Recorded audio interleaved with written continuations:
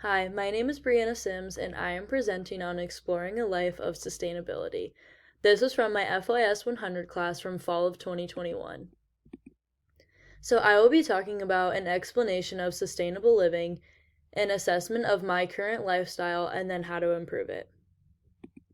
So, sustainable living is achieved by making choices that aim to reduce our individual and collective environmental impact, which is stated by Inspire Clean Energy.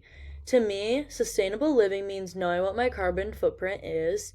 A carbon footprint is the measure of carbon dioxide and other carbon compounds emitted due to a person's particular way of living. So my carbon footprint is 45,897, and the average person's carbon footprint is 47,363. So I am below the average person, but I'm getting pretty close. So I also want to make better use of my resources. So some examples of these are getting a car with lower gas mileage, or carpooling more, or driving less, and then also washing my clothes in cold water instead of hot water. And then lastly, I want to make sure I'm educating myself on more ways to be sustainable in my daily life. So the two type of sustainabilities that I want to be talking about today are economic and social sustainability. So economic sustainability is more focused on conserving resources and the value of resources.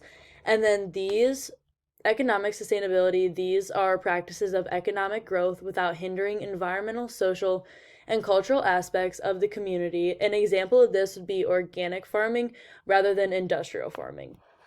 So next I have social sustainability. So this is focusing more on the business aspect. So according to ADEC Innovations, understanding the impacts of corporations on people and society. So businesses affect what happens to employees, workers in the value chain, customers, and local communities, and it's important to manage these impacts. So, a lack of social development, including poverty, inequality, and a weak rule of law, can hamper business operations and growth. So, some points that will be wanting to focus on are human rights, wellness, diversity, and also empowerment. So now moving on to the assessment of my current lifestyle, I want to focus on shopping. So one site that many girls my age, younger and also older, shop on is called Shein. So it is manufactured in China. According to Forbes magazine, their net worth is around $15 million. One downfall, aside from having to ship the clothes from across the country to other countries, is that their clothes are also made of polyester. So not only is it unsustainable in terms of shipping, the polyester is not a sustainable fabric. When looking for clothes, we want to search for fabrics that are similar to cotton because these degrade better in the earth. Polyester really doesn't. So next, assessment of my current lifestyle, I want to assess my diet. So luckily my diet consists of mainly bread, pasta, rice, vegetables, and chicken. But according to the National Clean Tech Conference and Exhibition, food accounts for 25% of the greenhouse emissions released in the atmosphere. This means like greenhouse emissions are what causes like global warming, meaning sea level rising, glaciers melting, and temperatures just getting hotter, winters getting warmer, and summers getting warmer. So greenhouse gases trap heat and make our planet warmer, as I had just said. Although burning fossil fuels for electricity, heat, and transportation is the largest source of greenhouse gas emissions, 25% is still one fourth and should be taken seriously.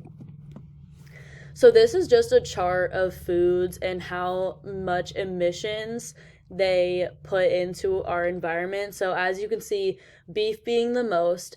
As I had said when analyzing my diet myself, if you look at the bottom, there's like nuts, which I eat sometimes, potatoes, which in their raw form, this is what they mean.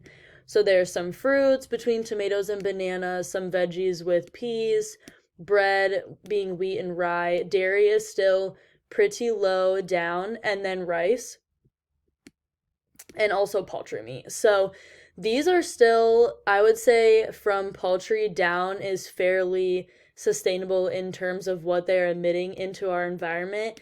If you're looking at someone who really likes red meat, that's where it gets more serious in what they are emitting into our environment. So, another assessment of my current lifestyle is my traveling habits. I wanted to highlight this one because traveling long term is very unsustainable. It makes a bigger impact on our earth. So, luckily, in my lifetime, I've only flown less than 10 times or around. I've only been on one connecting flight, and I, in this case, am lucky to have motion sickness. So, this basically means I don't really feel the need to travel because it just makes me sick. Also, connecting flights are more or less sustainable, I should say, because they use the most fuel when they're landing and taking off. So, this meaning when you're getting on multiple flights that are doing this, it ends up harming the earth more. Also, shopping locally and meal planning. So, these are things I can implement in my everyday life. Shopping locally, I can do locally grown food sources, which will provide me with health benefits where I'm not getting food that is filled with chemicals so it can stay fresh and looking healthy while it's being transported all around the world. I can get food from markets and help small businesses and also my own health when I'm not getting all those chemicals and pesticides. And then the next one being meal planning. So, through meal planning and planning my meals for the week, I will be producing less waste, which is obviously more sustainable. It will help me to make healthier food choices and to eat a variety of meals. So, this is not only benefiting the earth, but it's also benefiting my health as well. Next, I want to highlight my traveling habits. So, as I had said, this one was the one that would make kind of the most impact, or the biggest impact, I should say. So, I wanted to highlight when I do travel throughout my life, I plan to travel closer to home and also not using connecting flights and flying with sustainable airlines. So, luckily, my favorite airline from what I know is United Airlines. So, I did a search on sustainable airlines and I did find that United Airlines is committed to becoming 100% sustainable by 2050. They are collaborating with other industries to spread this change. So, hopefully, it won't just stick with United, but it will move onto other airlines as well. United Airlines won the Environment, Social, and Governance Award last year in 2022.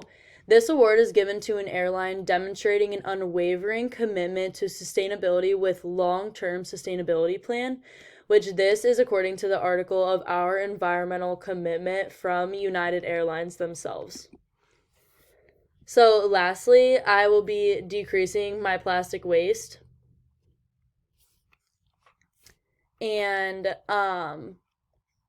with this, I will be using reusable shopping bags, which, as I had talked about before, I would say that I said that I would be looking for more locally grown produce. So, usually, when you shop at markets or small businesses, they don't even have plastic single use bags like big chain stores do. So, this will force me to make sure that I am using my reusable shopping bags as well as getting my locally grown produce. Then also, I plan to stop lining my trash cans, which this is a small change that I can make in my life. But if we think about the amount of trash bags, trash cans, and shopping bags that we use throughout our life, if myself and more people committed to doing this, we could make a huge difference in just the amount of bags that are being wasted. So, with this, I would just be washing out my trash bin every time taking the trash out instead of removing my trash liner and then refilling it. And then lastly, reusable metal water bottles. This being instead of single use plastic water bottles or multi use plastic water bottles.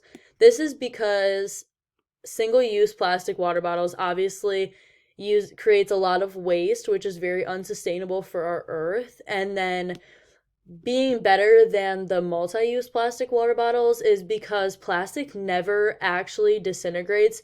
It just breaks down into smaller and smaller microparticles that end up in our food, end up in our water, which end up in our bodies, destroying our organs, our lining of our GI tract.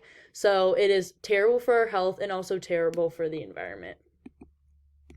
So basically, in summary, I am accounting for everyone's participation. It can't just be me. It can start with me and it will, but we need everyone's participation to help save our earth. It can start with one person and it already has. So hopefully there will be more people like me who are educating others on the importance of living a sustainable lifestyle to save our earth and help all of our lives live longer. And also that we are running out of time, so we only have until 2030 until all the changes we make are irreversible. So no matter what we do after 2030, if we don't stop it, global warming will still increase, oceans are still going to rise, glaciers are still going to melt, and the world's just going to keep getting warmer until life cannot live anymore. And then here are my references. So thank you very much.